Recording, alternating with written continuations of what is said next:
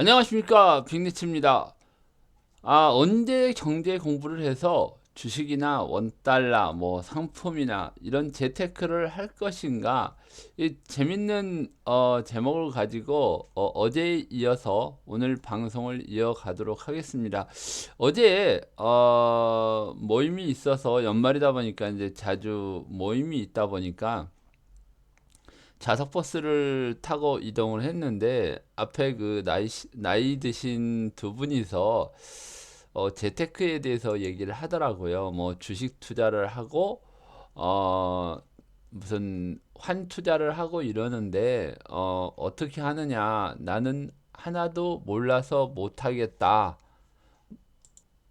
언제 공부를 해가지고 투자를 하고 있느냐? 그랬더니 그 옆에 계신 분이 나는 하나도 몰라도 하고 있다. 어?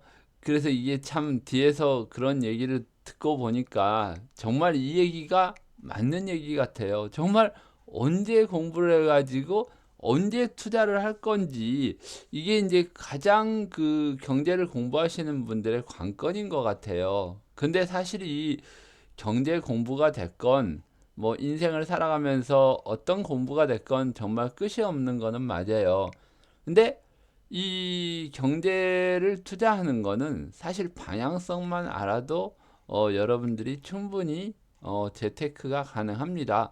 자, 그런 부분을 여러분들이 빅리치와 공부해 가면서 하나하나 시장을 풀어가 보도록 하겠습니다. 왜 공부를 하지 않아도 일단 투자는 방향성만 알면 되느냐. 자, 이런 것들도 이제 하나하나 풀어가 보겠습니다. 자, 전 시간에 이어서 우리가 전 시간에는 어쨌든 오늘 이거 우리나라 증시 전망하고 원달러는 먼저 좀 시작을 하고 여러분들하고 또 다시 진도를 나갈 거예요. 종목 분석하는 법도 어느 정도는 알려드렸지만 요거는 다음에 시간을 가지고 좀 충분히 다시 공부를 하기로 합니다. 그리고 이제 앞으로 2020년에 새로운 붐 세상이 온다 하고 미국하고 중국의 대결 양상을 오늘은 한번 공부를 해보도록 하겠습니다. 자, 그리고 우리가 지금 너무 지금 유튜브를 보거나 경제 신문을 보거나 뭐 이런 기사를 보면 정말 위기다, 붕괴다 이런 얘기가 굉장히 많이 나오는데 과연 여러분들이 위기를 바라는 것인지 그리고 그 위기의 원인이 뭔지 그러니까 위기 대 어떻게 보면 호황이라고도 볼 수 있겠죠. 자, 호황이 아주 와서 큰 시장이 한번 열릴 건지 그 다음에는 위기가 오는 건지 바라는 건지 우리나라의 외환 위기를 한번 IMF죠. 겪고 나니까 또 이런 위기가 오고 우리가 이제 보통 얘기하는 10년 주기설이 있죠. 뭐 주글라 사이클에 의하면 뭐 7, 8년도부터 시작된 위기가 10년마다 반복된다는 이런 부분들이 여러분들의 자꾸 가슴에 와 닿는 거예요. 또 연세 드신 분들은 또 그 IMF나 금융위기를 겪으면서 반드시 또 이런 일이 일어난다고 학습 효과를 계속 보고 있는 겁니다. 그래서 미국의 양적 완화 대 중국의 양적 완화, 미국의 금리 인상 가능성은 지금 남들은 금리가 빠지고 전문가들은 내년에 미국이 금리를 두 번 정도 더 내릴 거라고 하는데 지금 이제 빅리치는 미국의 금리 인상에 대한 가능성을 또 얘기를 하는 겁니다. 그리고 요번에 여러분들과 환율이나 이 부분에 대해서 정말로 퍼펙트하게 적중을 시켜가는 부분이 자, 미국으로 달러가 몰려가서 일어난 현상인데 또 이 달러는 미국으로 과연 몰려갈 건지 자, 요거를 한번 더 공부해보는 시간을 갖도록 하겠습니다.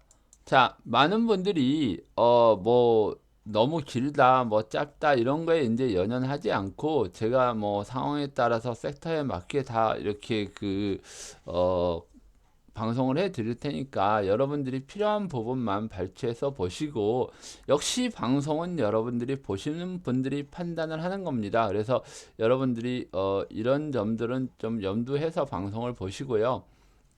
자, 우리가 이제 보면 주가 지수를 빅리치라는 사람은 선물 지수로 보는 게 일반 종합주가 지수보다는 외국인들이 주도하고 있는 선물의 시장이 훨씬 더 크고 굉장히 빠르게 움직이기 때문에 이 선물 시장으로 여러분들과 지금 시장을 보고 있습니다. 그래서 지금 원래는 이게 이제 만기 때는 제가 그날 나오는 이 봉들도 여러분들에게 방송을 해드리다 보니까 왜 이제 봉을 안 하느냐, 너 못 맞히니까 그러지 않느냐 이러는데 그런 거는 아니고 이제 저도 뭐 100% 퍼펙트하게 뭐 봉을 맞힌다고는 장담을 하지는 못하겠죠, 당연히. 근데 이제 그날의 시세를 보면 어떤 봉이 나오겠다.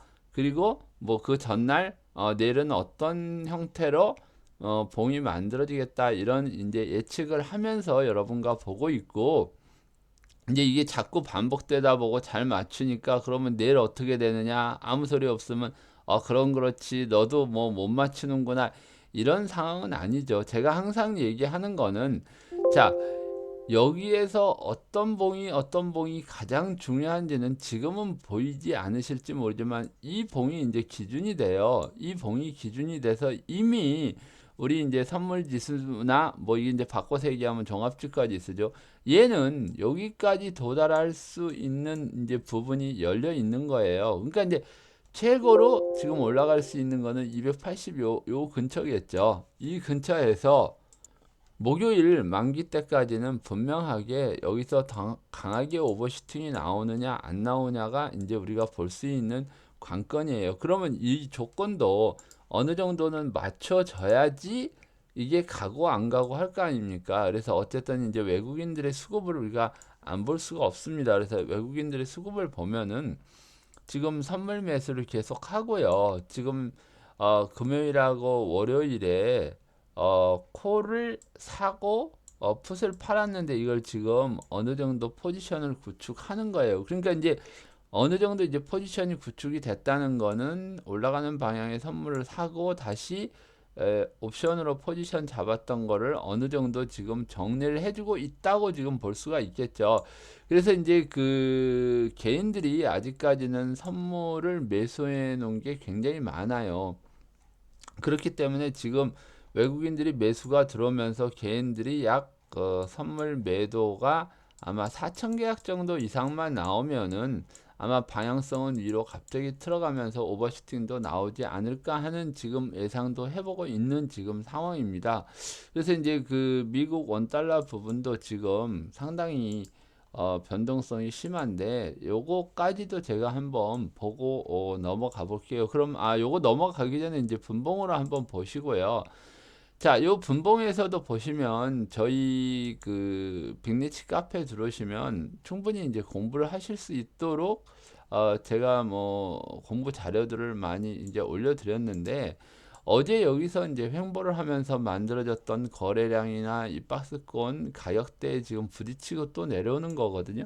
자, 그러면 얘는 이제 이렇게 올라간 만큼 이제 꺾이고 여기 이제 올라가서 이 돌파 나오면서 또 어제 만들어졌던 고점을 돌파를 시도를 하겠죠. 그래서 이런 상황이 나오려면은 아까 얘기했던 외국인들이나 개인들의 수급이 좀 빠른 방향으로 좀 변해야 돼요. 그래서 그리고 참 우리 어제 그제 올렸죠. 그제 저녁 때 올린 그 댓글을 보니까 영상에 코스닥 150도 한번 봐달라고 하시는 분들이 있더라고요. 그래서 여기 코스닥 150은 지금 여기 박스권 매물대를 도전도 하지 못하고 다시 내려오고 있는데 이 코스닥은 이 쏠림 현상이 일어나 가지고 제가 재밌는 걸 하나 알려드릴게요. 여기 이제 이게 보면 우리나라 코스닥 그 지도거든요. 그리고 요거는 이제 섹터별로 지도를 만들어 놨어요. 그래서 요거 제가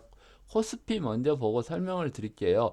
전체 섹터가 이렇게 골고루 있는데 이게 이제 균등 분할로 보면 이렇게 굉장히 그 많은 업종들이 있고 종목들이 있다 보니까 요 하나하나가 종목이거든요. 녹색은 굉장히 많이 빠졌을 때일수록 진하고 그 다음에 이제 이 빨간색으로 갈수록 이제 상승이 점점 커지는 걸 나타내는데 우리 종합주가 지수나 선물지수 같은 경우에는 보통 지금 레버리지로 많이 투자를 하시죠. 인버스 레버리지나 레버리지로 투자를 많이 하시는데 요거를 이제 시가총액으로 큰 걸로 이렇게 딱 보면 전기전자 이렇게 이제 나눠지면서 전기전자가 제일 커요. 그리고 여기 보면 요게 이제 삼성전자예요. 자, 그리고 요게 지금 삼성전자는 100원 빠지면서 이런 현상이 일어나죠. 자, 요건 이제 녹색이니까 좀 더 빠지니까 SK 하이닉스. 그리고 플러스 나는 것도 있네요. LG전자.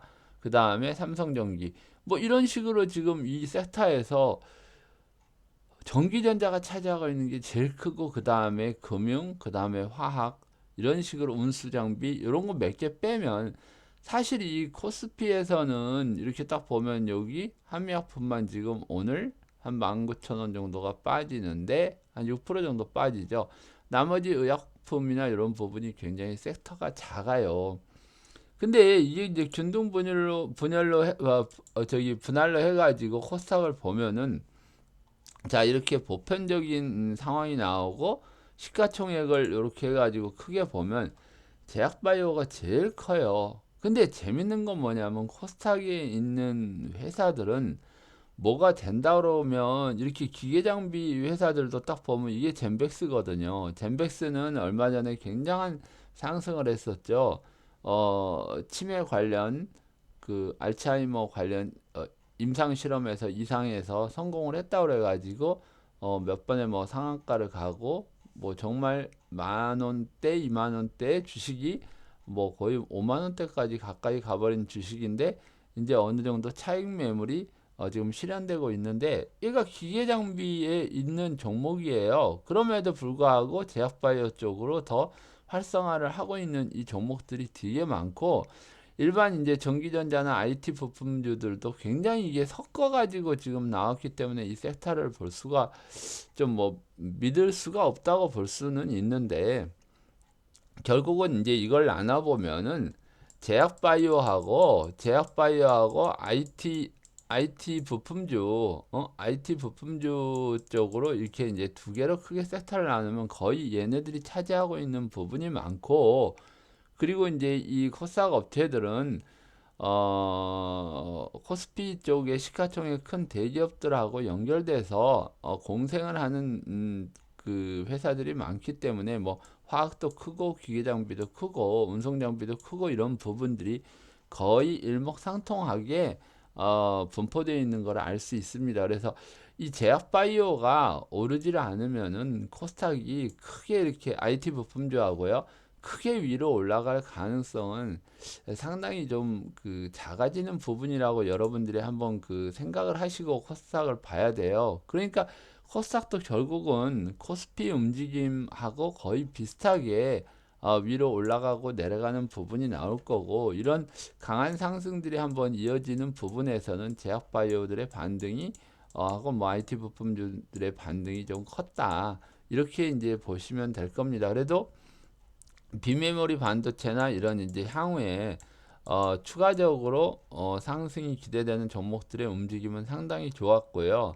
어제 뭐 미국에서도 테슬라가 뭐 약간의 뭐 실수 정도가 있었어도 자율 주행차들의 움직임을 상당히 이제 긍정적으로 보는 부분이고, 지금 이제 중국의 배터리 부분들도 다시 문호 개방이 나오면서 우리나라의 이 섹터 중에서도 보면은요, 그 여기에 지금 배터리 관련주들이 상당히 많이 올라가고 있죠. 그래서 여기 지금 보시면 코스모 화학이나 코스모 신소재, 뭐 일진 머티리얼이나 LNF 등 이런 뭐 배터리 관련주들도 조금은 관심을 가지고 보는 것도 좋다고 생각을 합니다. 그래서 이 부분도 한번 그러면 짚고 넘어가 보면 이 배터리 관련주로 그 시작을 해서 코스모 신소재라는 종목인데 이렇게 올라갔다가 어느 정도 이제 되돌림이 나오면서 어제부터 좀 강한 모습이 보이고 있죠.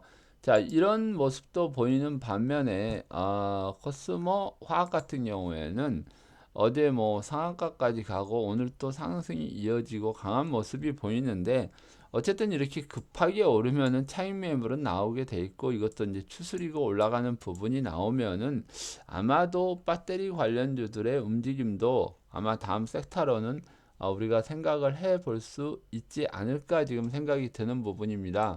그리고 제약바이오 관련 부분들도 내년 1월 1일부터 이제 첨생법 관련 법규가 국회에서 통과가 돼가지고 기존에 개발해 놓았던 줄기세포나 이런 관련 제품들이 있는 회사들이 꽤 있어요. 요게 뭐 우리나라는 첨생법 때문에 판매를 못하고 해외를 중심적으로 판매를 했던 제품들이 국내에서 판매가 가능해지면서 그 기대감에 올라갈 수 있는 상황도 나올 수 있으니까 여러분들이 그것도 참고적으로 내년에는 대응을 해볼 수 있지 않을까 싶어요. 그래서 코스닥 부분도 이 코스피가 움직이면서 좀 같이 움직일 가능성이 아주 높은 구간입니다. 자, 그 다음에 이제 그 원달러 부분을 보면 아시겠지만 이 원달러 부분은 제가 좀 강하게 예상도를 다시 만들어 봤어요.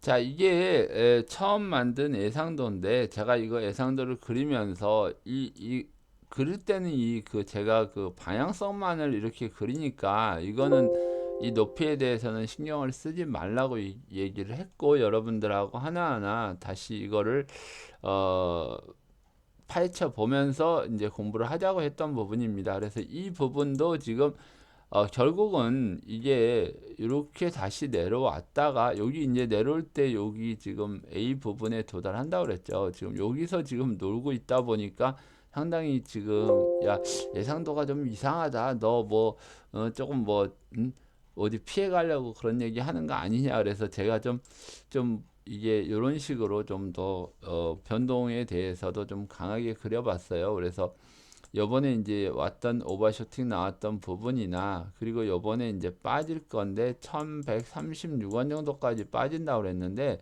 여기서 오버슈팅 나왔던 부분들이 플러스 마이너스 정도가 나와서 추가적으로 더 좀 빠질 수도 있고 덜 빠질 수도 있는 부분이 나오는데 어느 정도의 박스권이 만들어질 거라고 지금 예상을 하고 지금 시장을 보고 있으니까 여러분들도 방송을 꾸준히 보시면서 환율의 움직임을 보시기 바랍니다. 그래서 너무 길게 그려놔 가지고 또 이것도 보기 좀 그렇다는 분들을 위해 가지고 또 이렇게 짧게까지 그려놨고 이 박스권은 상당히 길어질 수가 있는데 이 부분은 이제 지금 시장 상황을 보면서 여러분들과 한번 더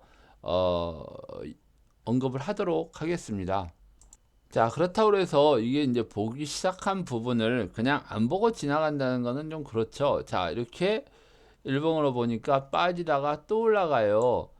그러니까 제가 항상 얘기할 때는 어떤 방향성이 이렇게 나왔을 때는 자, 빠지기 위해서 굉장히 큰 방향성이 나오기 전에 울퉁불퉁하면서 이런 포지션을 갖추는 시간이 좀 필요해요.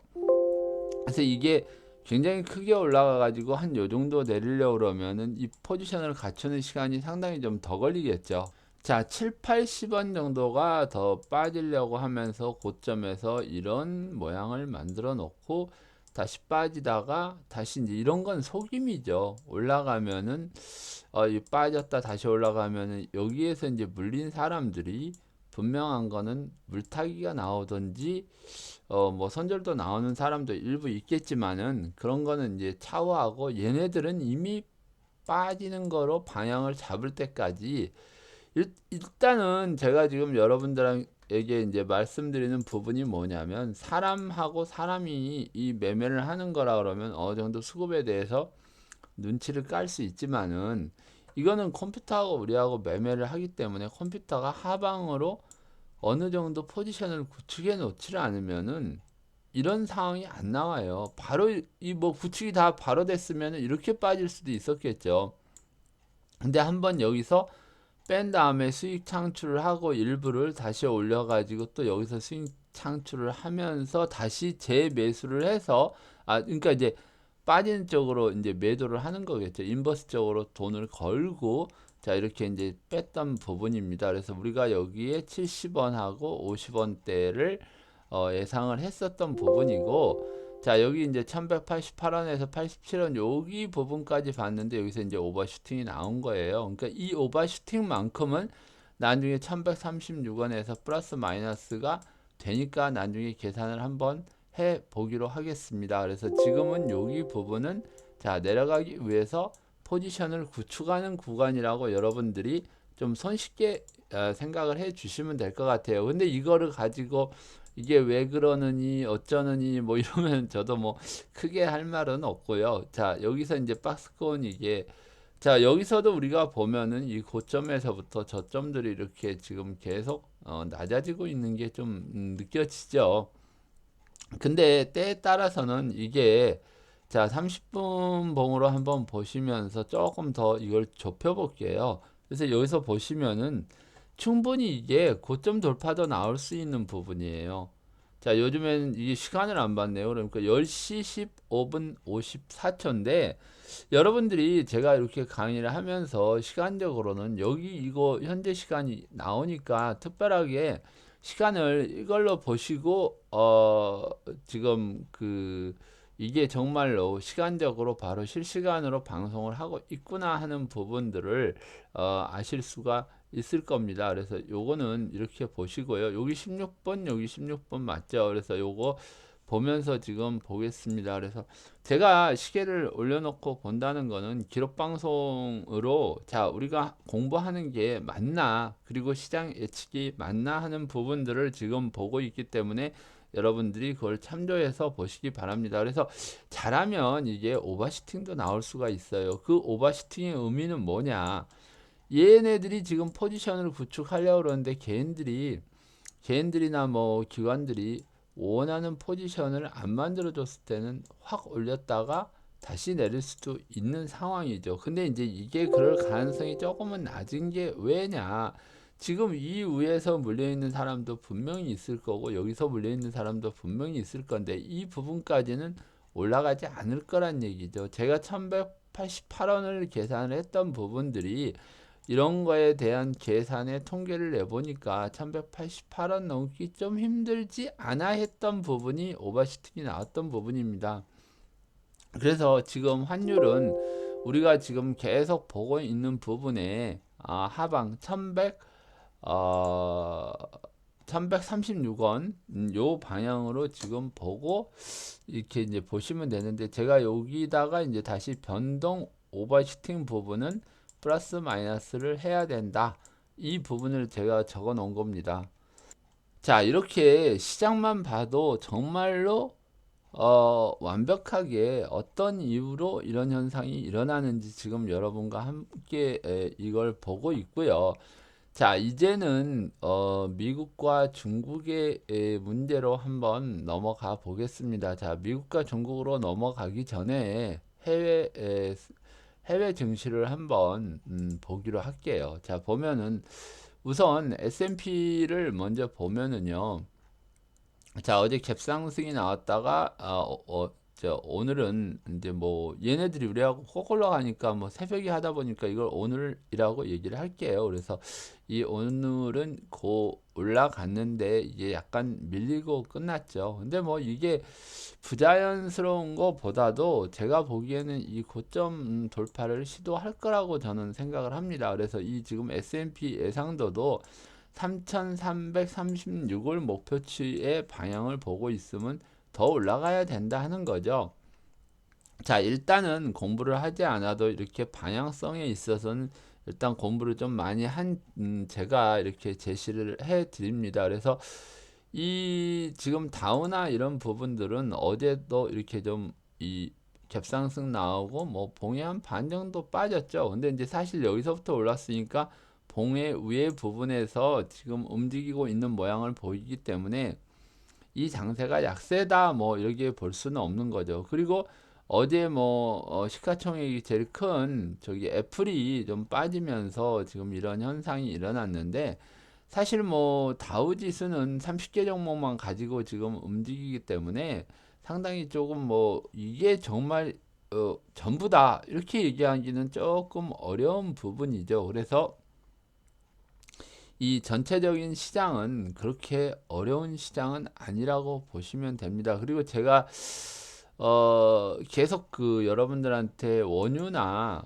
그 천연가스들을 얘기를 해드리고 있었어요. 그런데 이제 요 부분을 제가 좀 이게 한번 그리면 잘 안 지우는데 요걸 한번 지우고 볼게요. 이게 이제 쐐기형으로 지금 우리가 이제 본다 그러면은 자 요거가 아니라 이제 여기 그 증권사 저 그리는 걸로 한번 그려 볼게요. 자 여기서부터 요렇게 지금 쐐기형을 그릴 수도 있겠죠. 뭐 여기서부터 그려도 이렇게 나오는데 이건 너무 지금 좀 크다고 볼 수 있는 부분이기 때문에 자 여기서 이제 여기 이제 보는 세기 부분이 나올 수가 있겠죠. 또 여기서 이렇게 이제 그릴 수도 있죠. 세기형을 그리면은 제가 그리고 여러 번 얘기를 한 게 뭐냐면 아직은 여기서 움직일 수 있는 여력이 있다고 여러 번 얘기를 했어요. 자, 항상 이렇게 패턴이 이렇게 나오려고 그러면 이런 움직임들이 어디에서든지 이렇게 나올 수가 있거든요. 그러니까 여기서는 지금 단기적으로 대응을 한다면은 이 오르락 내리는 이 이제 그 파동에서 이제 또 올라갔으니까 또 내려왔다 이렇게 올라가려고 하는데 아직 시간은 있겠죠. 이걸 보면은 여러분들이 며칠 전에 그 오펙에서 또 감산 문제가 나왔고 그래서 다시 올라갔다가 어제는 중국이 지표 발표하는데 경기 지표가 안 좋으니까 또 내려가고 자 이런 식으로 해서 아직까지 시간은 가지고 있고 이게 끝나는 부분에서 아마 변동성이 나올 가능성이 높은데 그때 요 밑으로 내려갈 가능성이 높아요. 자 우리가 쐐기형을 그리고 뭐 할 때 이렇게 보면은요 이런 시간적인 것도 기다릴 수 있을 때가 있고 이 쐐기형이 맞을 때도 있고 안 맞을 때도 있어요. 근데 지금은 이게 제가 시간을 가지고 충분히 봐야 되는 부분이다.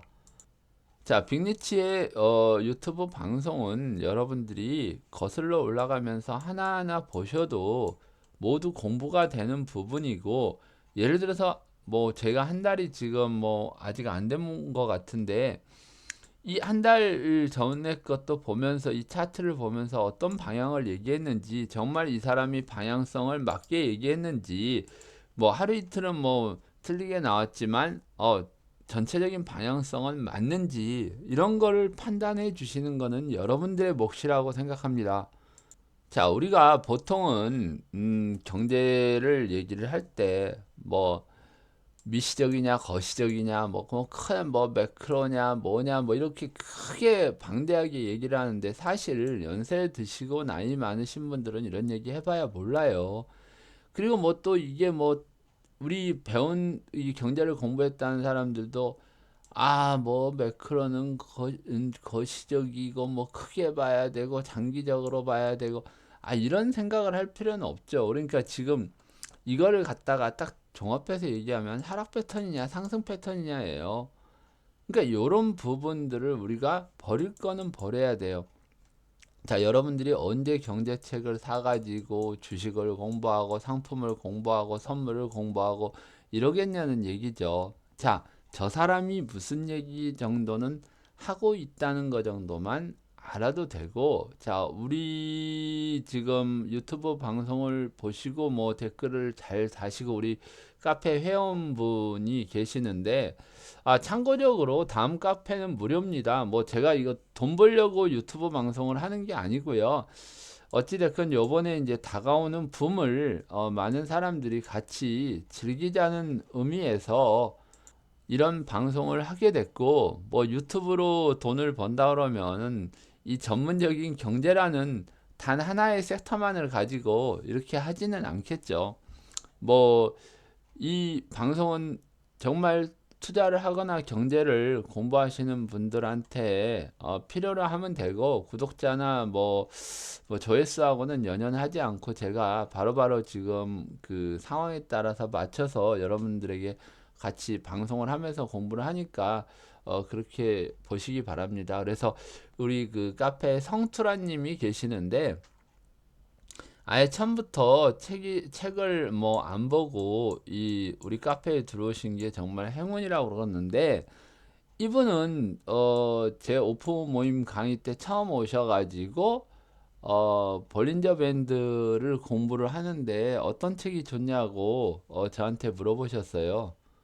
그래서 그걸 왜 공부하려고 그랬더니 하냐고 물어봤더니 누가 좋다고 잘 만든다고 그래서 공부를 한다고 그러더라고요. 그래서 아예 그런 공부를 하지 말고 차라리 우리 카페에 있는 부분들을 더 열심히 공부를 하시라고 했더니 지금은 정말로 누구보다도 더 투자를 잘 하시는 것 같아요. 그래서 공부를 안 하고 못 하고 이런 거를 떠나서 제대로 아는 거, 이게 가장 중요한 경제를 이해하고 투자하는 그런 게 아닐까 생각을 합니다. 이처럼 시간을 좀 이렇게 여유를 가지고 하니까 뭐 실전 사례나 지금 뭐 이런 것도 얘기를 하고 참 좋네요. 그래서 어찌됐건 간에 분명히 이 빅리치의 경제방송이 조회수도 줄고 이렇게 점점 줄어든다는 거는 제가 분명히 경제를 잘못 보는 거고, 이게 한 사람 한 사람 늘어가시면서 어쨌든 조회수도 늘고 시간도 는다 그러면 뭐 제가 그걸로 판단을 하면 되겠다는 생각이 들더라고요. 그래서 이렇게 보시면 되고, 자 이렇게 하다 보면 원유는 그러면 여기에 대한 시간의 여유는 가지고 있으면 분명히 눈치 보기가 들어가겠죠. 오펙하고 미국하고 이제 어떤 뭐 이게 보이지 않는 경쟁 관계가 돼버리는 거예요. 미국이 필요해서 중동에 석유를 수입했을 때는 정말로 달러가 이 세상으로 퍼져나가야 될 때였단 말이에요. 지들도 기름이 있으면서 미국이란 나라가 기름이 절대적으로 모자라는 나라는 아니었죠. 개발을 안 하는 것 뿐이었지.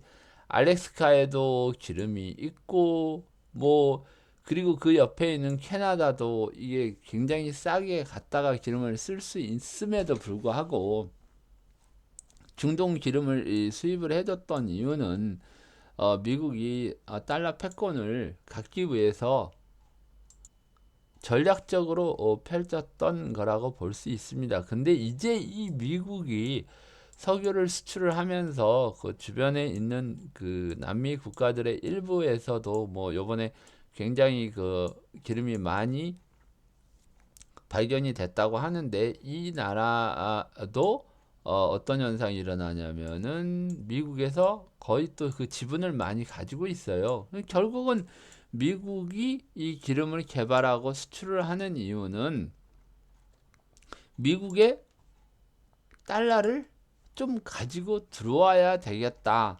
근데 미국이 기축통화, 달러가 기축통화인데 왜 미국으로 달러를 가지고 들어가서 다시 가지고 들어간 달러를 글로벌로 또 내보내려고 할까요? 이 글로벌로 내보내려고 하는 부분들은 금융 부분이에요. 금융 부분. 은행들이 투자를 하려고 하는 부분이란 말이에요. 자, 이거는 오늘 공부에서 뒷부분에서 이어가도록 하고, 이제 이 그 석유 수출을 어디까지 넓혀가냐면은 아시아까지 넓혀가요. 그리고 지금 이제 온난화 영향으로 이 북해가 녹아가면서 알래스카 앞바다를 통해 가지고 유럽으로 지금 기름을 수출을 하려고 하고 있거든요. 자, 미국에서 제일 큰 회사, 기름 회사가 엑슨모빌인데, 이 엑슨모빌이 뭐 현대중공업, 그러니까 현대조선 쪽으로 지금 이 빙하를 뚫고 나가도 이제 부딪혀도 좀 문제가 안 되는 그런 그 배들을 지금 수주를 하고 있어요. 그것도 뭐 LNG 선이 아닌 유조선을 지금 수주를 하고 있고 이런 상황이기 때문에 이미 그 계획이 없이 이런 걸 할 수가 없겠죠. 그리고 이제 대만은 넘쳐나는 달러하고 지금 우리가 환율 보고서가 미국에서 지금 발표를 안 하고 있죠. 일단 이 1단계 미국하고 1단계 그 무역 합의가 이루어지지 않는다면 어떤 뭐 더 큰 조치를 내릴 수도 있는 상황이기 때문에 원래는 이게 4월 달하고 이게 10월 달에 발표를 해야 되는 부분이 발표를 안 하고 있는데, 아무튼 내일 그 FOMC가 이제 시작이 되는데요. 뭐 FOMC가 시작되는데 이 부분에 대해서 금리는 동결을 하겠죠.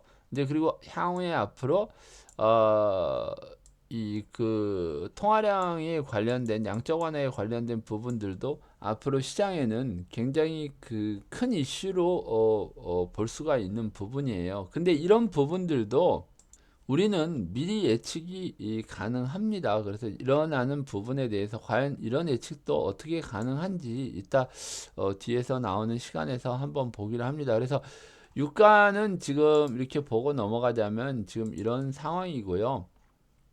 유가하고 천연가스하고는 연동되는 부분이라고 그랬죠. 그래서 제가 우리 회원들 한 분이 뭐 가스에 대해서 이렇게 문의를 해 오셨길래 제가 아마 여기서 그냥 매도를 해라. 왜 유가가 계속 지금 내가 하방으로 보고 있기 때문에 천연가스도 당연히 하방으로 나올 거라고 예상을 했던 부분인데 정말 여기까지 더 빠지면서 이 손실을 줄일 수 있는 부분이었죠. 제가 어제 뭐 술을 좀 마셨더니 자꾸 목이 잠기는 거는 여러분들이 좀 이해하시고 방송을 좀 보시기 바랍니다. 자, 이제 그래서 천연가스도 지금 이런 부분이고요. 그리고 유가는 그러면 어디까지 우리가 봤냐면은 여기다 지금 다 지워버린 바람에 그 저기 했는데 이게 30달러대까지 지금 이제 30달러대가 나온다. 그럼 여기 30달러대면 정말 여기 위에까지 나오는 거죠. 여기까지 정말로 큰 하락이 나올 수 있으니까 여러분들하고 한번 시장을 보기를 합니다. 그래서 이 고점에서 빠질 때도 보면 이 고점이 뭐 이 높아진 적이 없죠, 거의. 자, 이런 식으로 해서 이 나왔던 부분이기 때문에 원유나 천연가스는 일단 공급 과잉으로 인하고 미국이 지금 달러 패권에서 에너지 패권까지 잡기 위해서 이미 우리나라도 천연가스를 어느 정도는 다 이렇게 그 몇 년도까지 지금 수입을 하기로 예상이 돼 있기 때문에 여러분들이 또 주식 중에서 관련주를 찾는다 그러면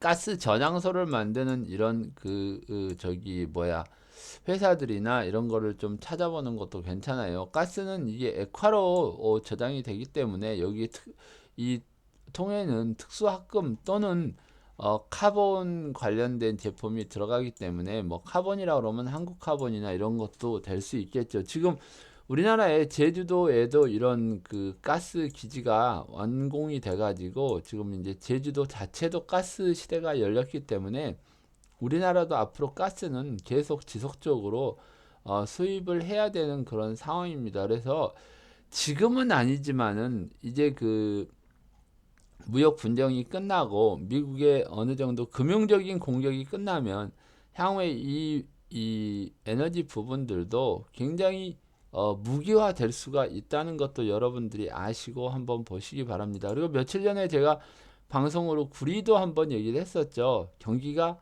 안 좋아지고 그러면 구리 가격은 떨어져야 되는 게 맞는데 올라갈 거다 그랬는데 정말로 구리가 이렇게 올라가고 있습니다. 그래서 이 여러분들이 이런 걸 보시면은 과연 왜 그런 얘기를 하고 왜 그 예상이 나오는지도 지금 그렇게 나쁜 게 아니고 중국도 이미 어느 정도 구조조정이 들어가면서 향후에 필요한 부분들을 준비를 하기 때문에 우리가 가장 중요한 게 뭐냐면 주식을 하던 그 다음에 뭐 투자를 하던 간에 이 바닥에서 사는 게 가장 중요해요. 항상 바닥을 만들려면 올라갔다가 이런 식의 모양을 만들든지 올라갔다가 뭐 바로 이런 모양을 만들든지 하는 그런 상황들이 뭐 여러 가지 패턴이 있는데 대표적인 패턴을 여러분들에게 지금 알려드리는 겁니다. 그래서 이런 부분들이 나와야지 바닥이라는 걸 알 수 있고 자 그리고 지금 이제 옥수수는 지금 좀 덜 움직이는 편인데요. 옥수수하고 이제 옥수수도 거의 이게 무르익어 가는데 거의 미중 무역 그 협상 부분하고 거의 지금 날짜가 일치할 걸로 보고 바로 15일은 아니더라도 뭐 금방 해결이 된다 그러면은 이제 옥수수나 대두 같은 거는 콩이죠. 대두 같은 거는 중국에서 매수를 할 가능성이 아주 높기 때문에 미리 이렇게 콩은 선침해가 나오는 게 아닐까요? 하는 이제 그 질문을 던져볼 수가 있죠. 미중 무역 협상이 완료되면 1단계 부분에서도 이 농산물을 구매하는 부분이 나와요. 근데 여기 이제 60일 이동 평균선이 추세선이다 보니까 여기에 가까워져 가니까 뭐 이 선물로 매매를 한다는 거는 굉장히 변동성이 크기 때문에 금액이 엄청나게 커져요. 그래서 이 부분도 우리가 한번 전체적으로 본다 그러면 똑같아요. 여기서도 이렇게 보시면은 기존에 콩이 올라갔을 때 이 바닥에서 올라갔다가 분명히 제가 얘기한 이 부분이 나오죠. 이 보면은 여기 또 올라갔다 또 올라갈 때는 이렇게 꺾였다 또 한번 꺾이고 바로 올라가 버리잖아요. 이렇게. 지금 내가 했던 패턴들이 지금 다 그런 패턴이고요. 지금 요거는 이제 빠졌다가 이런 식으로 크게 그려볼 수 있겠죠. 이제 올라가는 미중 무역 협상만 완료가 된다면 이 부분도 수요가 늘어나면서 분명히 올라갈 겁니다. 그러니까 이런 상품들을 보면서 우리가 향후에 이 변동성이나 방향성들도 어느 정도 예상을 해볼 수 있는 부분이 나올 수가 있습니다.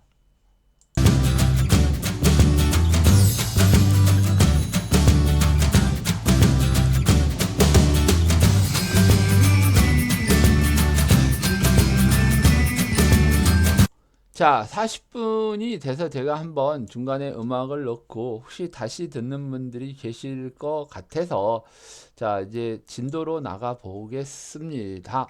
자, 그러면은 자, 어제 우리가 이제 이 그 타이틀에서 봐서 2020년에는 새로운 붐이 온다고 그랬죠.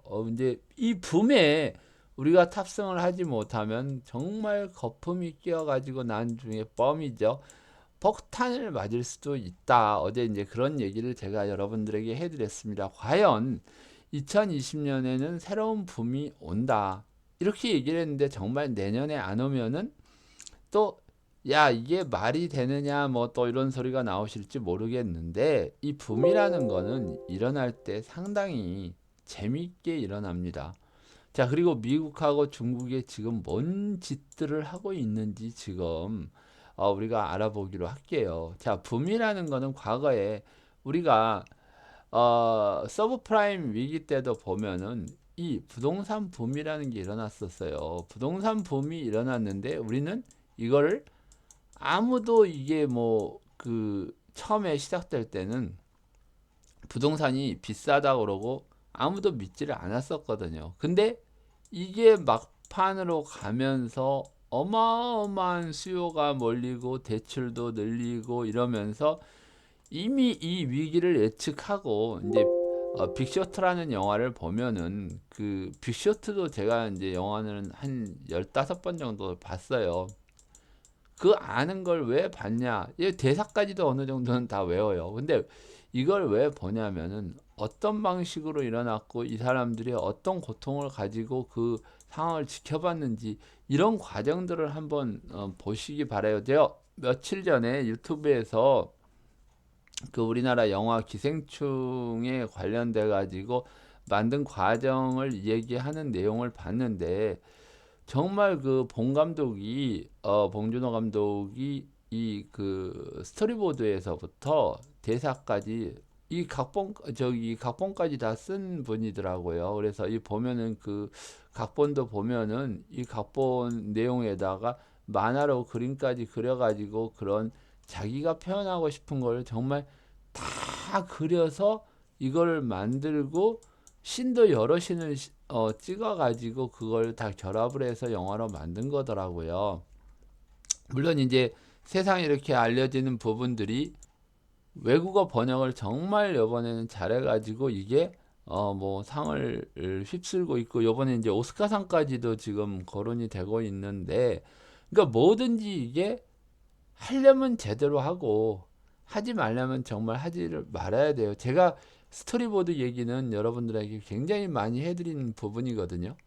무언가를 하려면 정말 계획이 있어야 돼요. 계획이 없고 미래를 바라본다는 거는 그거는 말이 안 되거든요. 그리고 제가 이제 여러분들에게 어떤 얘기를 해드렸냐면은 자, 미국이 대중국 경제 전략을 펼치는데 자, 중국은 한국식 IMF로 무너지는 방식이 하나 나올 거고 일본식 거품 붕괴를 만들 거다. 그리고 이게 이제 그 두 가지가 결합이 돼서 나오면은 러시아의 그 모라토리움이 나왔을 때 국가가 뭐 유고니 뭐니 뭐 헝가리니 막 이렇게 다 이렇게 분리가 됐잖아요. 그래서 이런 분리로 가는 과정이 중국의 어, 경제 전략, 대중국 경제 전략으로 해서 어느 정도 이렇게 분산을 시키는 게 최종 목표가 아니냐, 지금 저는 그렇게 보고 있거든요. 그래서 뭐 티베트 쪽의 위구르 지역이나 뭐 지금 뭐 거의 성들이 52개인가 그렇죠.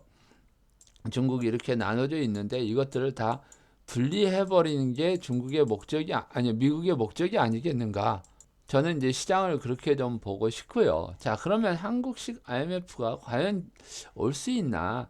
이제 좀 의문을 갖는 분들이 많겠죠. 중국이 외환 보유고가 4조 정도 있다가 지금 3조 정도로 줄어들긴 했어요. 그리고 이제 미국 채권들을 가지고 있고, 미국 채권들을 가지고 있는데 자꾸 이게 사람들은 중국이 이거 가지고 있는 거 통계를 못 믿겠다고 그래요. 근데 그거는 아니에요. 왜냐하면 미국에서 그 연방은행이 달러를 풀었으면 어디에서 얼마 있다는 거 정도는 알아야 될 거 아니에요. 그래서 이 부분은 아니고 이미 이제 중국은 미국하고 무역 분쟁 이전에서부터 어느 정도는 준비를 해가고 있는 부분입니다. 그래서 이 일본식 거품이 나오려면은 정말 통화량이 급증을 하거나 뭐 대출이 점점 늘어나 가지고 그 자산 가치가 커지는 수밖에 없어요. 자, 근데 이게 이제 미국하고 무역 협상이 마무리가 되면 다시 미국하고 무역 거래가 활발하게 되면서 이 그 달러가 더 풍부해지는 상황도 나오고 자체적으로 또 돈을 풀고 이렇게 한다 그러면은 어느 정도의 이 거품은 우리가 예상을 해볼 수 있겠죠. 자, 그래서 그렇게 그 거품이 붕괴가 되면은 이 경제적으로 어려워져 가지고 뭐 여러 이제 그 성들이 분리 독립을 하겠다는 지금 상황이 나오는데, 지금 홍콩이나 위구르가 아마 그거에 전초전의 지금 연습 상황이 아닌가 하는 지금 생각도 들 정도입니다. 자, 그러면 우리가 이제 위기를 바라는 거가 대부분이죠, 사람들이. 자, 위기가 오는 거다, 뭐 하는 거나 이런 것도 지금 보면 유튜브를 통해서 경제 지식이 있다는 사람들의 얘기를 듣고 지금 이러는 거죠. 자, 우리나라가 경제 위기가 오고 글로벌이 경제 위기가 올까요? 물론 전체적으로 국가 부채나 GDP 대비 뭐 국가 부채는 우리나라 지금 한 40% 정도 되고 일본이 한 240%가 되고 이제 중국이 이번에 300%가 이제 넘었죠. 자, 이러다 보니까 미국도 물론 이제 부채가 늘고 있고요.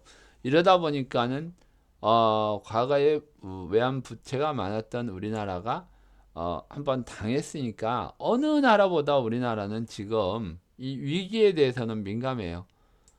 우리의 아버지가 우리의 뭐 형님이 뭐 물론 저는 이제 그 외환 위기를 바로 겪은 사람 중에 하나였거든요. 그때 제가 이제 IT 사업을 하고 있던 중에 외환 위기를 겪었는데, 혹시 나중에 이제 기회가 된다면 얘기를 하겠지만 IMF는 어찌됐건 저에게는 기회였어요. 이제 그런 부분들도 한번 설명을 해 드릴 테니까 한번 관심 있게 한번 방송을 계속 지켜보시기 바랍니다. 자, 위기의 원인을 아는 거죠. 우리가 지금 얘기하고 있는 이 위기의 대부분은 그 지금도 얘기하는 외환 위기를 지금 얘기하는 부분이 제일 많아요. 우리는 지금 제가 어제 그 방송인가 거기에서도 지금 얘기를 해드렸지만은 외환 보유고가 점점 늘어나고 있는 상황에서 이게 외환 위기가 온다 그러면 정말 이거는 이 얘기 자체를 하는 사람들이 미친 사람들이에요. 자, IMF가 오기 전에는 우리나라에 외환 보유고가 없는 거를 알고 환투기꾼들이 투기를 시작한 때였단 말이에요, 이게. 자, 그러면 요거를 한번 봅시다. 아시아의 외환 위기의 시초가 됐던 게 태국이에요. 바트와가 이렇게 나오는데 여기 지금 이 외환위기 끝나고 98년도부터 지금 나와 있는 차트에서 이렇게 보이는데 정말 이게 급등이 나오고 지금 이렇게 우리 98년도 그때 이제 수습되면서 이게 빠졌던 부분이죠. 근데 이게 2000년도에 이제 닷컴 버블이나 달러가 이제 풀려 나올 때 이렇게 1995년부터 2005년까지 역프라자 합이 나오면서 달러가 또 강세를 보이면서 바트와도 좀 약세를 보였었죠. 근데 이게 2000년도 초부터 정말 바트와는 이렇게 정말 강하게 이렇게 그 진행이 되어 왔어요. 그래서 이게 2000 오히려 8년도 금융위기 때도 정말 조금 올라가고 이렇게 정말 강세를 보이다가 요번에 좀 약세를 보이다 다시 강세로 돌아서고 있거든요. 이 태국의 바트와를 보면 우리나라 한국 원화하고 이렇게 비교를 해보세요. 정말 다른 모양을 보이고 왜 2008년도에는 이렇게 큰 원달러 환율의 변동성이 나왔을까요? 우리가 이렇게 정말 냄비 근성을 가지고 있는 경제 체제를 가지고 있단 말이에요. 자, 태국은 지금도 여기 우리가 약세를 보이는 반면에 얘네들은 강세를 보이고 있기 때문에 분명한 거는 관광자원이나 이런 부분에서 달러를 충분히 보유하고 있고 예전에 과거의 외환위기 이후에 정말 안정적인 정책을 펼치고 있다고 봐야 되잖아요. 근데 이게 이제 이런 거는 친미적인 나라가 일수록 이런 부분들은 굉장히 어, 민감하게 작용을 한단 말이에요. 자, 과거에 외환위기가 일어나려고 그랬을 때 아시아에서 태국이 그나마 태국은 뭐 외세 침략을 한 번도 안 받은 나라예요. 누가 쳐들어와 가지고 야, 저 위에 누구 먹을 거니까 길 좀 열어달라 그러면은 길을 열어주고 다 이렇게 하면서 이 남의 침공을 안 받고 지금 여기까지 살아온 나라이기 때문에 뭐 경제나 뭐 우리보다는 지금 뭐 경제 발전이 좀 늦지만은 그래도 굉장히 안정적인 나라 중에 하나입니다. 그래서 이 보면은 태국도 그러지만 다른 나라들은 사실은 뭐 그렇게 이렇게 안정적인 모습을 보이고 있지는 않아요. 그래서 이제 그 중국 위안화도 보면은 제가 이거 여러분들하고 이렇게 보면 굉장히 친숙하죠. 2015년부터 여기서 이제 올라가서 어쨌든 이 8위안을 목표치로 움직일 거다. 뭐 꼭 8위안이 아니더라도 7위안에서 8위안 사이까지는 적어도 갈 거라고 지금 우리가 예상을 하고 지금 시장을 보고 있는데 자, 이렇게 경제는 미리 예상을 하고 시장을 보는 게 정말 맞습니다. 그리고 이때 이제 달러가 강세가 나온다고 하면서 우리가 여기서부터 계속 강조를 했던 부분이고 여기서부터 8달러까지 가니까는 목표치를 그렇게 잡으라고 봤던 부분이죠. 자, 이거는 빅리치라는 사람이 그냥 혼자 어떤 뭐 유튜브에 이렇게 뭐 시청률을 높이거나 조회수를 높이기 위해서 하는 얘기가 아니라 우리 그 다음에 빅리치 카페에 가 보시면은 다 이 부분에 대해서 여러분들하고 오래전부터 공부를 해왔던 부분이에요. 자, 그리고 이게 이제 달러 인덱스를 보면 저는 오히려 이 달러 인덱스의 움직임을 오히려 더 안 좋게 본다고 그랬죠. 이 지금 무역이 굉장히 그 늘어난 한 26개 국가들하고 20개국하고 메이저 6개국을 합해 놓은 이런 그 달러 인덱스 브로드를 보고 이걸 보면 굉장히 지금 달러가 강세다. 그리고 이게 지금 최근에 여기에 편입되어 있는 나라들 중에서 이렇게 보시면은 자, 베네수엘라나 그 아르헨티나나 파키스탄, 터키, 앙고라, 남아공화국 같은데 그리고 이제 최근에 우크라이나가 이제 IMF의 구제 금융을 또 받기로 했었죠.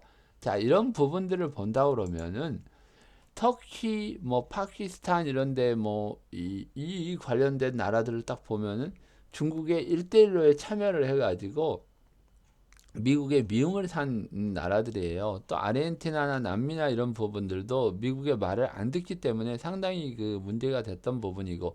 자, 그리고 달랜덱스 이 브로드라는 거에 대해서 잘 모르시면은 제가 간단하게 설명을 하고 넘어갈게요. 과거에 달러에 대한 그 가치 표준을 하기 위해서 메이저 6개국을 그 평균을 내 가지고 달러의 가치를 매긴 게 달러 인덱스예요. 근데 이제 무역이 늘어나면서 이 부분이 달러를 정말 사용하는 게 뭐 중국도 많이 사용하고 한국도 많이 사용하고 신흥국이니까 남미도 많이 사용하고 뭐 대만도 많이 사용하고 홍콩 뭐 싱가포르 이런 데 다 인도네시아 말레이시아까지 다 이러다 보니까 그리고 또 베네수엘라 같은 경우에는 석유를 많이 수출하다 보니까 달러를 이제 많이 필요한 나라였어요. 그래서 이런 부분들을 다 합해 가지고 통계를 낸 그 달러 인덱스 브로드라는 거를 만들었거든요. 근데 그 브로드는 굉장히 요걸 한번 그럼 보고 갈까요? 미국의 이 연준 그 사이트를 이렇게 들어가 보시면은요.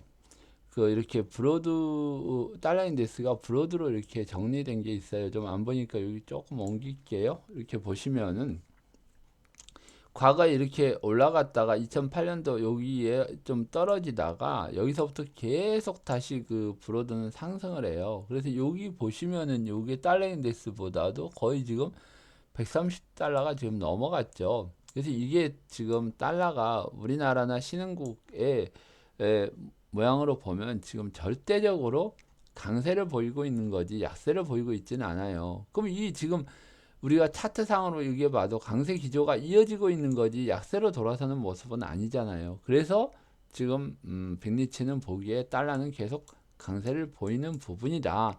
이렇게 얘기를 하고 있는 겁니다. 자, 그래서 이 위기를 여러분들이 바라는 건지 정말 위기의 원인을 아는 건지를 지금 여러분들이 보셔야 돼요. 그래서 뭐 부채 문제, 가계부채 문제도 얘기하지만 제가 저번에 말을 잘못해가지고 뭐 15조 이렇게 얘기했는데 1,600조의 가계부채에 우리가 지금 은행에서 놀고 있는 예금 총 통화 예금이 1,500조나 돼요. 100조밖에 차이가 안 나요. 양쪽에서. 자, 이런 상황에서 무슨 위기가 와요?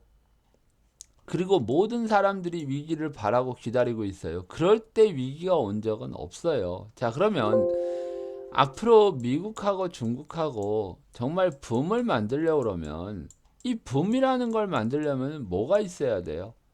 뭐니 뭐니 해도 머니가 있어야 되겠죠.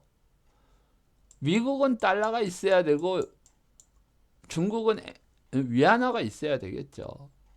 자, 이런 부분에서 이제 어떤 현상이 일어나는지 한번 봅시다. 자, 미국의 양적 완화, 중국의 양적 완화. 분명히 얘네들은 미국 대 중국 양적 완화를 해요. 이걸 안 하지는 않아요. 그래서 제가 이 부분을 잠시 그 카페에 공부했던 부분을 가지고 한번 여러분하고 얘기를 해볼게요.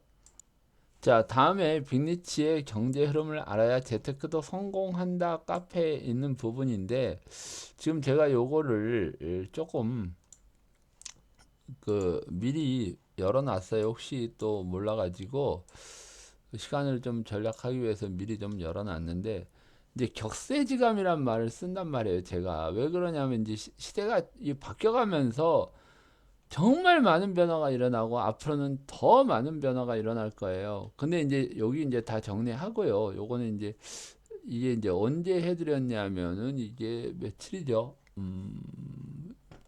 2019년 11월 27일, 그러니까 11월 말쯤에 해드린 건데, 자, 이렇게 보시면은 중국에서는 이제 어떤 일이 일어나냐면요. 중국의 부실, 중소은행 인수합병, 은행권 부실 문제가 오히려 악화될 우려가 있어서 이거는 이제 국제금융에 12월 2일 날 아니 12월 달에 아마 나온 건가? 이때 11월 달이니까 11월 달에 나왔겠네요. 인수합병, 그다음 은행 부실 문제가 오히려 악화될 수 있다고 이제 블룸버그에서 나온 건데 중국의 일부 중소은행은 경기 둔화 영향으로 파산 위기에 직면했고 뭐 이런 쭉 나오죠. 분명히 이거는 위기로 이어질 수 있는 상당히 큰 문제예요. 근데 이런 뉴스가 나왔는데 이런 뉴스가 또 묻혀버릴 수가 있겠죠. 자, 이제 여기 부분을 한번 보고 넘어갑시다. 그러면 자, 국제금융 내가 12월 2일 날을 외우는 게 뭐냐면 저런 위기가 일어나는데 자, 중국은 불필요한 통화정책 완화를 자제하고 이 얘기는 무슨 얘기예요? 불필요하게 통화를 엄청나게 발행을 했다는 얘기잖아요.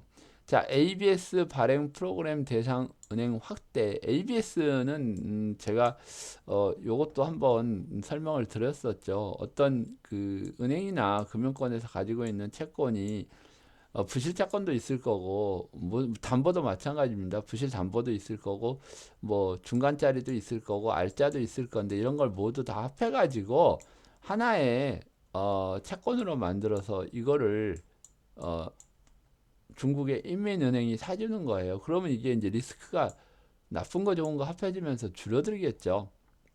자, 이 짓거리를 해 가면서 이 ABS를 발행하면서 대상은행이 확대하면서 지금 은행에 파산하는 거를 인수합병할 수 있는 걸 지금 도와준다는 얘기죠. 그러면 파산이 되려고 하는 은행을 얘가 인수하면서 이런 악성 채권이나 뭐 좋은 거 나쁜 거 다 합해 놓은 거를 하나의 채권으로 만들어 가지고 리스크를 분산을 하는 거예요. 그러니까 어떻게 얘기하면은 이게 꼭 금융기관만 하고 있는 게 아니라 다른 데도 지금 다 하고 있거든요. 그래서 여기 지금 보시면은 중국이 지금 펼쳐지고 있는 부분들이 어 이게 이제 대출이 부정적인 영향을 미치지 않고 있다고 분석하고 자본이 적은 은행에 일시적으로 대출을 둔화할 경우는 있지만 대출을 크게 좌우하는 요인은 경기 상황이라고 한다. 그리고 뭐 이런 부분이 있죠. 중국의 불필요한 통화 정책 이게 이제 부채와 주택 경기 등 리스크로 정책 여지가 한정되어 있다고 지적하고 뭐 이런 부분들이 쭉 나와요. 금융기관의 리스크 경감을 위해서 자 금융기관이 무너지지 않는다 그러면 시스템 위기로 넘어갈 수가 없겠죠.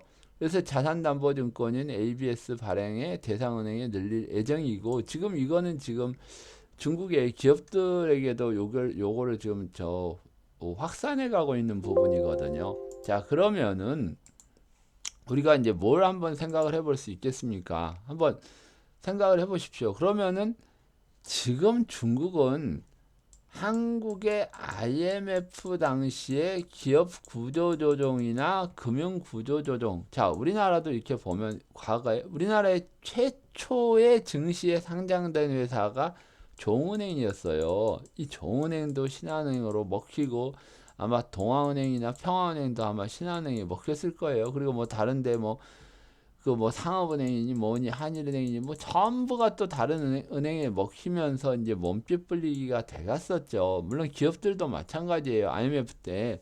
자, 이런 현상이 지금 중국에서 일어나고 있단 말이에요. 자, IMF는 터지지는 않았지만은 기업 금융이나 기업에 대한 구조조정이 지금 일어나고 있다. 이거는 굉장히 중요한 부분이거든요.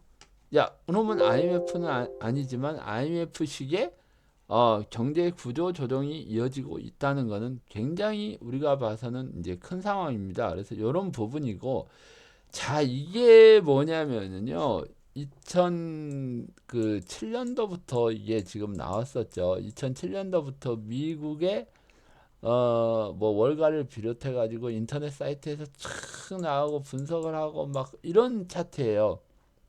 근데 여기 보시면 옵션부 그 모기지하고 서브 프라임하고 알테이하고 프라임하고 에이전시가 있는데 이거는 아주 1등급, 2등급, 3등급 이렇게 여기는 이제 쓰레기급 이렇게 보면 되는데 그래도 서브 프라임까지는 뭔가는 보고 빌려줬었던 부분인데 이 서브 프라임이 여기가 제일 많았었어요. 지금 여기 돌아오면 2007년도, 2008년도 여기 위기가 터지는 게 맞는 거였거든요.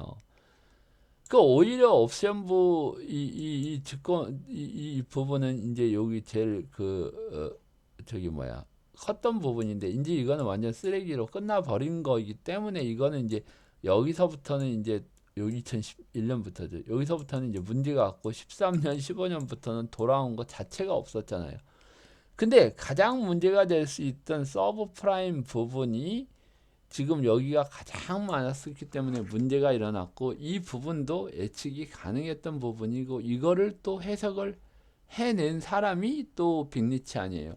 그리고 나도 진짜 미국에 있었으면 정말 빅쇼트처럼 큰 데다 한번 걸어볼 수도 있었는데 그때 빅쇼트 영화 보면 아시겠지만 여러분들이 정말 그 큰 돈이 없으면 또 걸지를 못해요. 자, 이게 이제 그 다음에 나오는 부분인데 자, 이제 미국은 ABS를 중국은 이제 발행을 하는데 미국은 레포라는 거를 발행을 해요.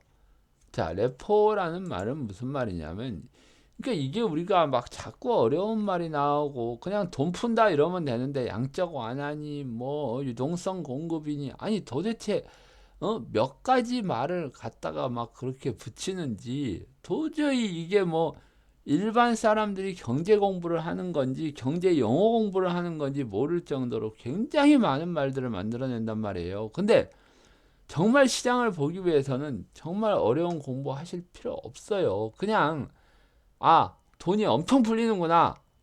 돈을 엄청 걷어가는구나.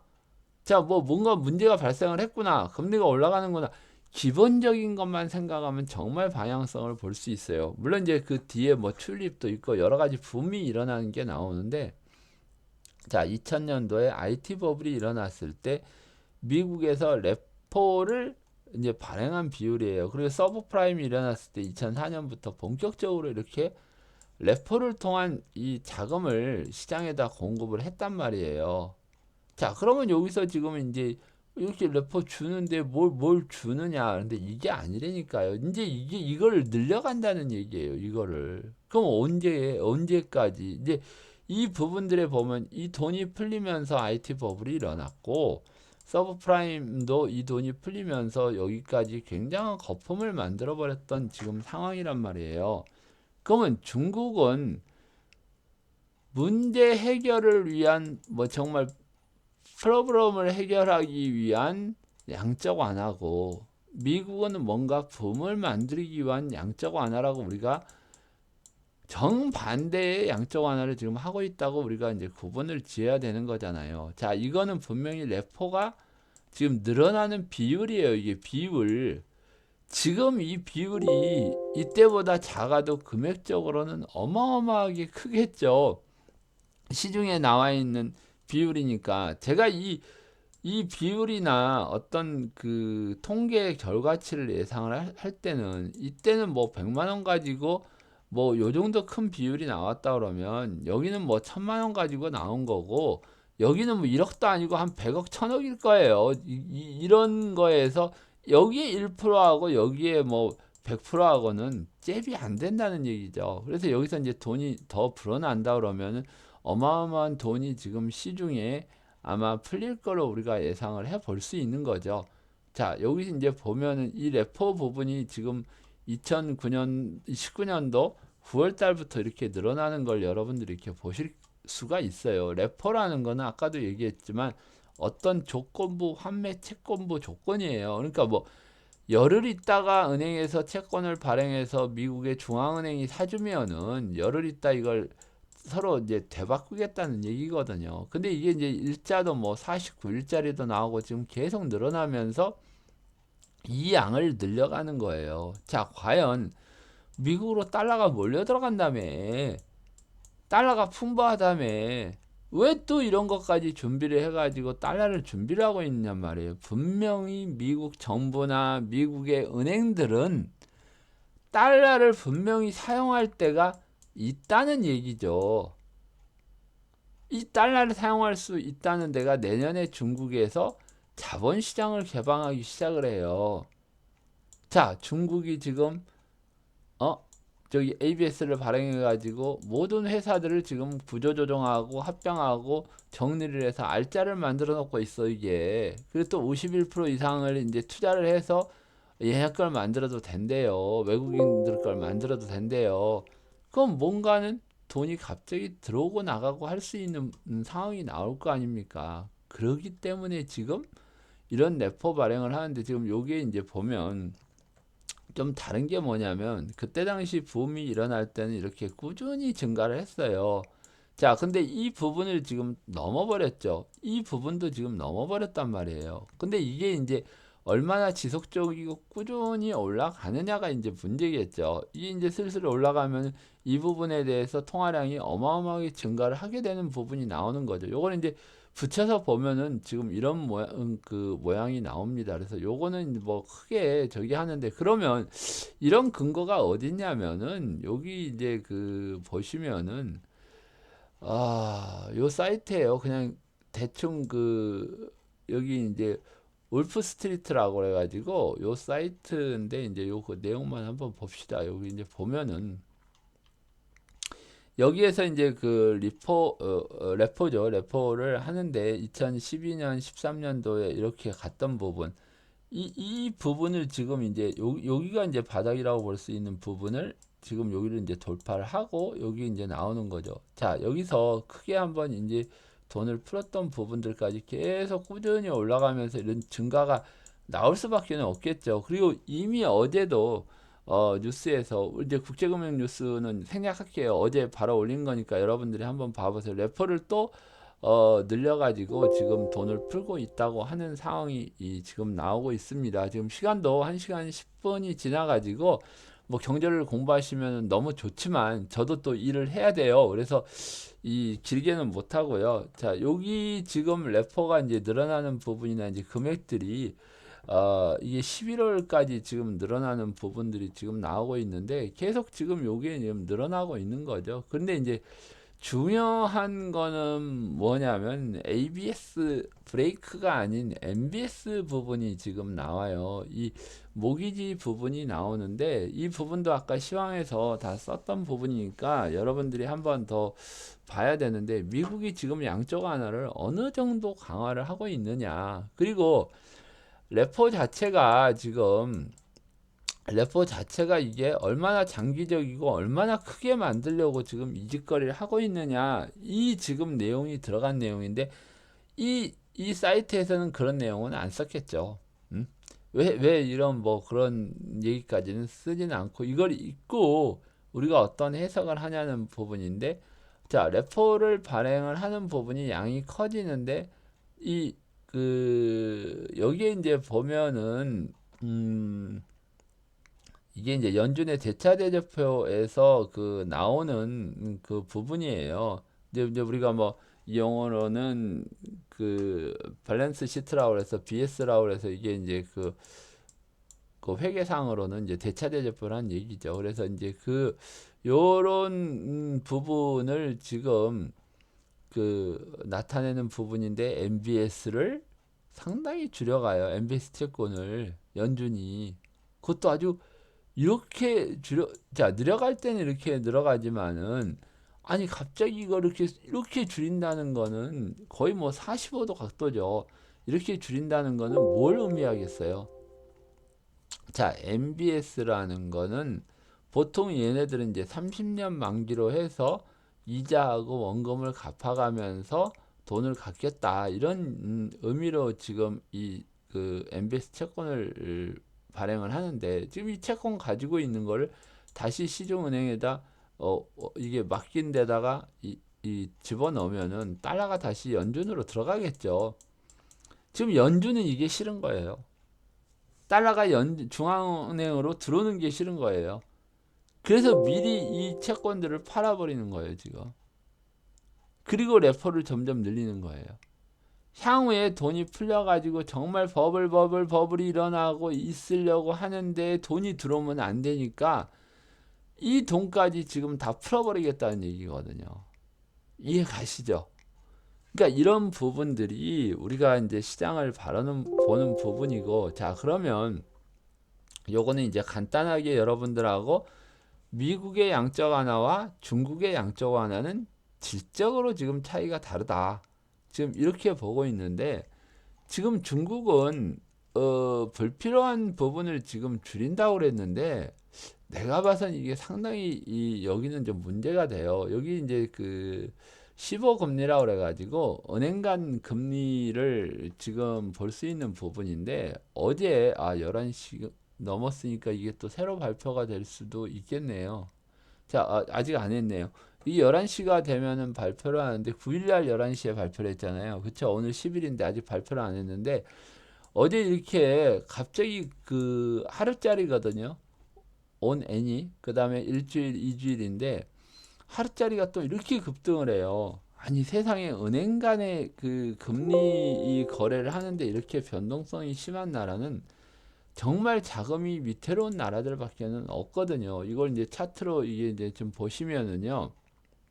어떤 현상이 일어나냐면은 자, 이런 현상이 일어나는데요. 자, 하루치에 또 금리가 이렇게 올라가고 또 여기 일주일치도 지금 올라가고 있고 이주일치는 지금 빠지고 있죠. 이제 한 달짜리나 이제 세 달짜리는 약간 저희 중국에서도 지금 ABS를 발행하면서 이게 좀 안정적인 모습을 찾고 있는데 아마 또 이게 단기가 여기 정도 올라가면 또 양적 완화를 할 거예요. 그래서 빅리치는 이런 걸 보고도 아 중국이 양적 완화 또 한다 뭐 하는 부분들을 지금 계속 예측을 하고 맞춘 부분들이거든요. 그러니까 어디든지 근거를 찾아보면 이런 거에 대한 부분들은 우리가 충분히 찾아볼 수 있고 중국은 ABS 발행 외에도 또 다른 양적 완화를 지금 안 할 수가 없는 지금 상황이라는 얘기죠. 지금. 자, 그러면 여기는 다른 사이트로 또 와가지고 보면은요.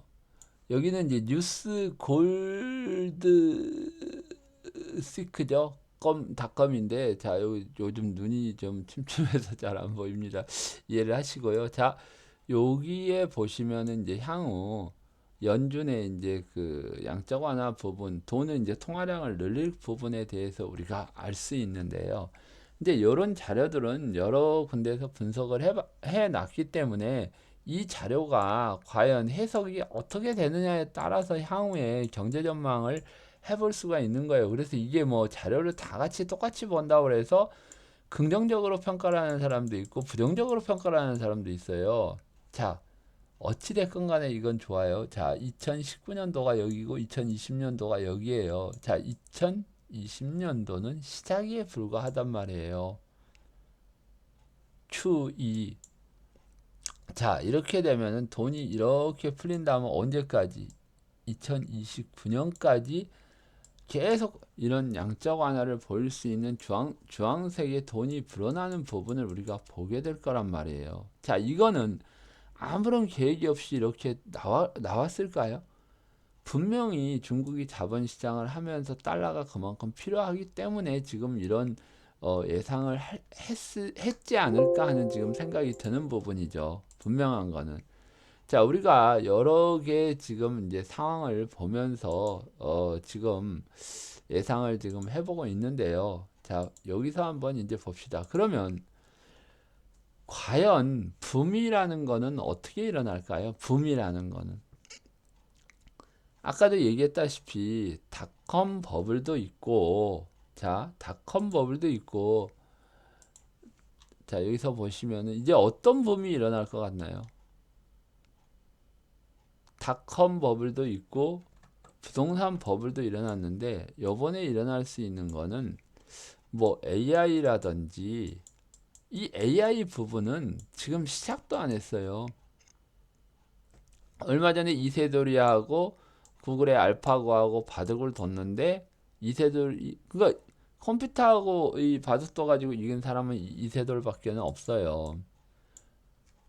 왜 이게 질 수밖에 없냐면 바둑판 19개 줄 짝짝짝짝짝 그려져 가지고 이세돌이 여기다 바둑알을 넣으면 뭐 수십만 개, 수백만 개 여지껏 바둑을 뒀던 데이터에서 이세돌이가 여기에 뒀을 때 알파고는 여기에 둬야지 나중에 집 계산해서 이길 수 있는 부분에다 계속 둬가기 때문에 얘는 몇 초 안에 이거를 딱 얘기해서 둬요.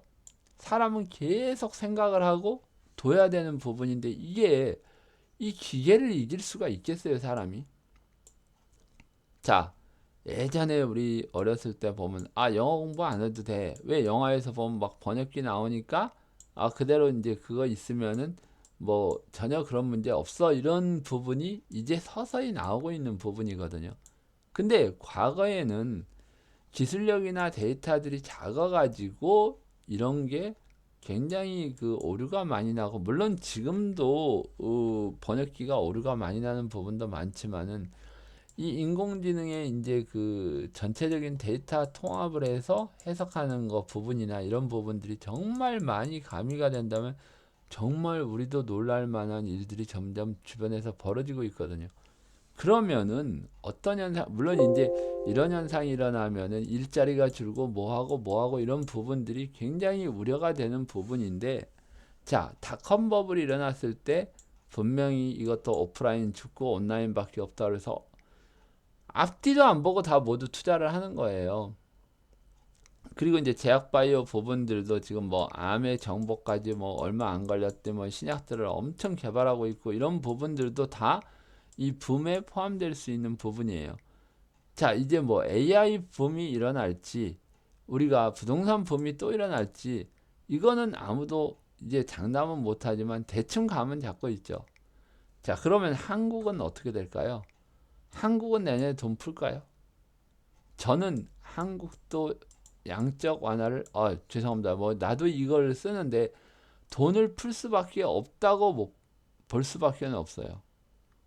그리고 미국도 내년에 금리를 올릴 거로 저는 보고 있습니다.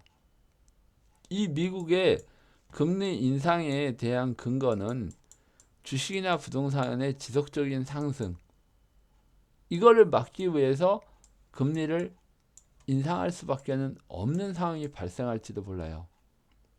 자, 이런 부분들은 우리가 향후에 이제 공부를 해가는데 정말 붐이 일어날 수 있고 이런 조건들은 지금 갖춰진 것만 우리가 오늘은 공부를 했다고 보시면 됩니다. 그래서 지금 오늘 방송의 이제 핵심적인 요약 정리를 해본다 그러면 위기를 얘기하는 사람들하고 새로운 붐을 얘기하는 빅리치하고는 전혀 다른 지금 해석이 나오고 있죠. 중국의 양적 완화와 미국의 양적 완화도 질적으로 양적으로 다 달라요. 지금 여기에 편승해서 일본은 굉장히 그냥 얹혀가려고 하고 있고 자, 왜 이 일본에 환투기 하는 그 세력들을 와타나베 부인들이라고 했을까요? 그리고 왜 이제 그 우리나라 지금 이제 새로 투자를 하시는 분들한테 또 빅리치는 김치 부인 해가면서 이걸 얘기를 하는 걸까요? 자, 일본도 그 80년대에 어마어마한 거품 경제 붐을 그 경험한 나라 중에 하나잖아요. 이 지금 국민들은 어떤 상황이냐면 어딘가에 투자를 해서 불로소득을 얻어야 되는데 얻을 데가 없기 때문에 환에 투자를 하고 해외 투자를 했던 거예요. 자, 와타나베 부인들은 경험이나 이 돈 투자하는 부분에 대해서는 상당히 프로급이에요. 프로급. 근데 우리나라는 아직 아마추어에 불과하단 말이에요. 그래서 향후에 우리가 어떤 투자를 해야 될지도 지금 일본을 비교하면서 봐야 되는데 자, 일본의 자금이 지금 한국에 들어와서 대부업에 엄청난 투자를 해가지고 뭐 우리가 뭐 이 텔레비 광고 나오는 게 뭐 무슨 무슨 캐시 이렇게 나온 거 있죠. 향후에 나도 문제가 될지 모르니까 뭐 이름은 거론은 안 하겠는데 거의 대부 업체들이 일본 자금들이 지금 움직이고 있고 이미 시중에 그렇게 풀린 자금들은 수조 뭐 수십조가 돼요. 근데 지금 부산 지역이나 지금 서울 지역에 이렇게 보면 일본 자금이나 중국 자금들이 들어와 가지고 투자를 해요. 제가 봐서는 물론 중국 자금들도 어느 정도 시장을 파악하고 들어오는 자본이 있겠지만 중국 애들은 무작정 지금 국가에 대한 문제가 생길 거에 대비해서 나오는 돈이라고 볼 수가 있고 일본은 지금 우리나라에 들어오는 돈은 과거에 1980년대에 한을 풀려고 들어오는 자금일 수도 있단 말이에요. 우리도 이렇게 당할 수가 있으니까 향후에는 제가 지금 원달러 얘기를 계속 그 강조를 하고 있지만 원 강세를 강조를 하고 있지만 프라자 합의처럼 어느 순간에 약세가 지속된다면 합의에 의한 원화 절상이 나오겠죠. 원화 강세가 나오겠죠. 여기에 지금 맞춰서 일본 자금은 투자를 하고 있는 게 아닌가 하는 생각까지도 들어요. 일본에 환 투자하고 이 부동산이나 이런 해외 투자는 정말 기가 막힙니다. 이 기가 막힌 부분을 우리가 빨리 캐치를 하고 여기에 대해서 같이 대응을 해야 되는 부분인데 뭐 왜 한번 생각을 해보세요. 이 사람들은 과거에 1980년대에 자 우리가 1988년도 제가 이제 8학번이다 보니까 1988년도 정도가 이게 보통 이제 회사 취직을 해요. 자 우리나라에 뭐 주택공사도 있고 토지개발공사도 있고 한국전력도 있고 뭐하고 1988년도에 저기 일본의 버블이 한참일 때죠. 80년대 초에 시작했으니까 82년도에 우리나라에서 은행 처분들이 10만 원에서 20만 원 정도 됐었는데 1988년도에는 자 1980년도에는 이런 우리나라 공사 같은 데 들어가면 첫 월급이 50만 원 미만이었어요. 47만 원, 8만 원 뭐 아마 이 정도 했을 거예요. 근데 일본은 1988년 당시에 은행이라든지 대기업이라든지 이런 데에서 신입사원 초봉이 1억에서 3억이었어요. 이게 믿어지세요? 자, 이런 나라의 부동산 상승하고 우리나라의 부동산 상승하고는 말이 안 되고 잽이 안 돼요. 근데 지금의 일본은 2020년대 지금 일본은 모든 대학생들이 대기업이든 중소기업이든 취직을 하면 17만행에서 23만행이에요. 많이 받는 데가 23만행이고 오히려 이런 건 이제 벤처기업이나 이런 데들이 23만행 주고 17만행에서 23만행이면 우리나라 돈으로 1,000원으로 친다면 170만원에서 230만원이에요. 4년제 대학 나와가지고 이렇게 받고 일하는 게 일본이에요. 그리고 일부 뭐 어떤 항공사나 뭐 이런 데들은 계약직으로 항공 탑승하는 거에 따라서 월급을 주기 때문에 굉장히 월급이 적어요.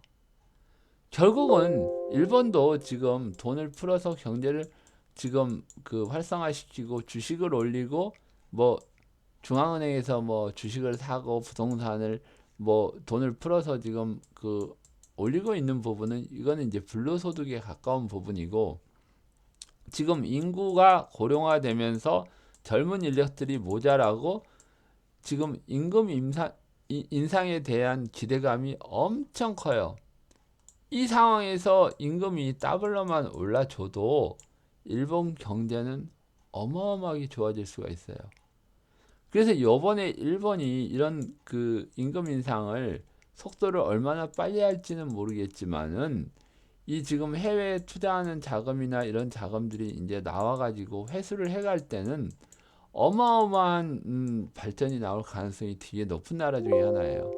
그럼 향후에 일본에 투자를 해도 되겠네? 물론 가능해요. 지금은 아니에요. 지금은 아니지만 가능하고 제가 그 일본 엔화도 예상도 그려놓은 거를 여러분들에게 여러 번 보여드렸는데 오늘은 지금 간단하게 이 정도로 공부를 마무리하고요. 왜 붐이 일어나고 왜 중국하고 미국하고의 이 대결에서 중국이 질 수밖에 없는 건지 얘는 어떤 붐을 만들려고 지금 준비를 하려고 중국을 살려고 양적 완화를 하는데 얘네들은 이걸 사러 오는 거를 정리해 주는 꼴밖에는 지금 안 되는 거거든요. 그러면 시간적으로나 뭐로나 얘네들은 정말로 당하는 거는 이제 시간 문제일 뿐이죠. 자, 그러면 이 끝으로 우리가 시장을 한번 더 보고 자, 만기가 가까워 오다 보니까 이 만기에 대해서는 우리가 뭐 특별하게 얘기를 할 수가 없어요. 이 컴퓨터가 변동성을 내 가지고 선물 옵션에 대한 수익을 내야 되는데 그러지를 못하죠. 자, 원달러가 먼저 보이니까 봅시다. 자, 이거 보시면은 지금 다시 음봉이 나오고 있죠. 전체적으로 봐서는 지금 40전이 오르고 있는데 결국은 얘는 밑으로 내려갈 수밖에 없는데 이런 변동성을 이용을 해가지고 지금 이익을 챙기는 수밖에 없어요. 아침에 올라갔다가 다시 이렇게 내려오죠. 아마 여러분들이 이거는 또 매매를 하신다 그러면 이 30분 봉이 60분 봉이 오르락내리락 하면서 이 부분에 대해서 수익을 챙기시는 게 지금 나을 것 같고요.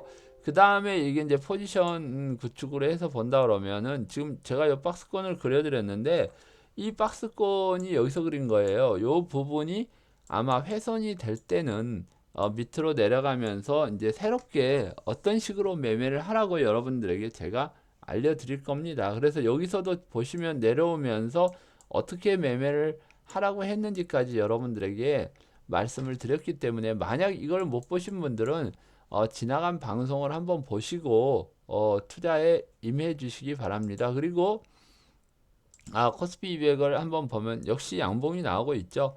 자, 여기에 대한 봉이 굉장히 중요한 봉이라고 그랬는데 이거는 안 봐도 어느 정도는 이렇게 방향성에 대해서 나와야 돼요. 그리고 5번 봉이 이게 이제 올라가는 게 굉장히 중요한 부분이라고 그랬는데 자, 올라가 가지고 고점 내고 있잖아요. 자, 고점 내고 있는데 그때 뭐라고 그랬습니까? 개인들이 4천 계약 정도 매도를 하면은 어마어마하게 올라갈 거라고 그러는데 외국인들 5천 계약, 기관하고 개인들 뭐 합해가지고 이제 이걸 만들어 내겠죠. 자, 미국 달러도 빠지는 쪽으로 지금 외국인들이 걸어가고요. 그러니까 이런 부분에 있어서는 이렇게 흐름을 읽어가지고 보시면 되고, 수요일 날 하고 지금 제가 이제 옵션 만기 때는 좀 바쁘니까 그 방송이 혹시 안 되고 내가 포지션 정리가 되면은 그 여러분들하고 또 다시 방송을 하겠는데요. 어찌됐건 간에 지금 정리를 해보면 이런 모양이 보이고 있고 아마 코스닥은 제약 바이오하고 IT 부품주들이 돌아서지 않으면은 아마 거래소보다는 조금 더딘 움직임을 보일 가능성이 좀 높아요. 자, 그렇기 때문에 여러분들이 이거는 조금 그 생각을 좀 깊이 하셔가지고 선물 옵션 만기 때는 시장을 보시는데 지금 어찌됐건 간에 이 여기까지는 열려 있다고 이 박스권 이 하단까지 80이죠. 80까지는 열려 있으니까 그리고 지금 과하게 올라가면 상당히 이 양봉이 커질 수도 있어요. 왜냐하면 아까 얘기했듯이 개인들의 포지션에 따라서 이 포지션 그 봉의 크기가 상당히 달라지기 때문에 여러분들이 요점은 염두하시고 시장을 보시기 바랍니다. 자, 오늘도 즐거운 하루 되시고 다음 방송까지 여러분 뭐 돈들도 좀 많이 버시고 행복한 연말이 돼 가시기 바랍니다. 감사합니다.